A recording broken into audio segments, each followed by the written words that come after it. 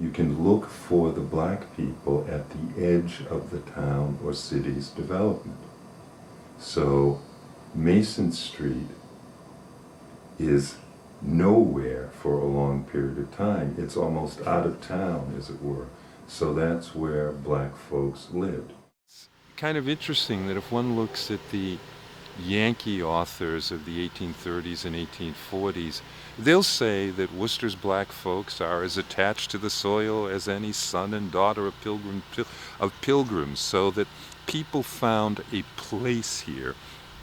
And it is not unusual with Worcester African American families to be talking to someone whose families have been in Worcester 7, 8, 9, 10, 11 generations in Worcester or Worcester County, people who were enslaved here. There was no Black Mayflower. People came to Massachusetts on slave ships just as they went everywhere else in the Americas.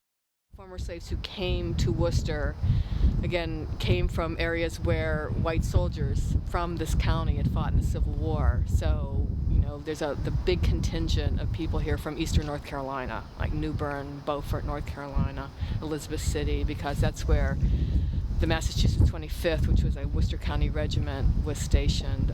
There are quite a few Virginians because of where the Massachusetts 15th fought during the war. Here on Mason Street and Mason Court, we're in sort of like the middle of an African American neighborhood that would have extended 5, 6 blocks, 7 blocks in every direction from where we're standing. But it's a neighborhood that was a community rather than a neighborhood in the sense of being an all-black neighborhood. People lived among white neighbors, but there was a sense of community because, again, if you are 1 to 2% of the population, you know who the other black people are. You go to church together, you work together, your kids socialize.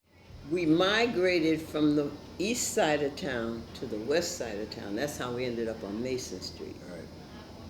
But I think practically everybody, my mother originally was born in Virginia, but when my great-grandmother came to Worcester, she brought different members of her family here, so that's how we got to Worcester. One of the people living here is a man named William Ebbets. He is one of the local men who had been part of the 54th Regiment, the Glory Regiment. And he is interesting because, again, like many of the Massachusetts men who fought in the Civil War, he had a grandfather, the same name, William Ebbets, who had fought in the American Revolution.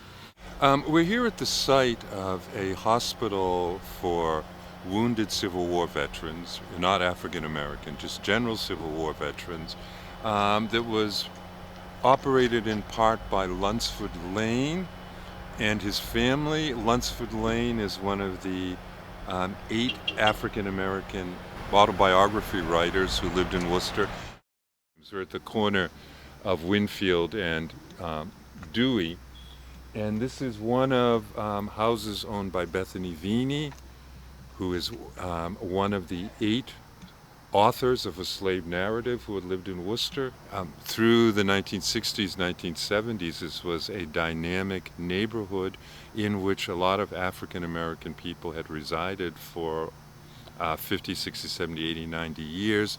At the particular site here at the corner, for several decades was the Colored People's Home, which was a facility for senior African Americans operated by one of Worcester's older African American groups, although it called itself the General Colored Association. Several hundred African American people are going to live on Mason Street, Mason Court, Winfield Street, Bluff Street, Bancroft Street, in that little pocket area, which, now doesn't really look like much of a neighborhood, but actually was. People were living everywhere where there are empty lots and parking lots, and some of these small factories were employing people, and none of this new stuff was here, so,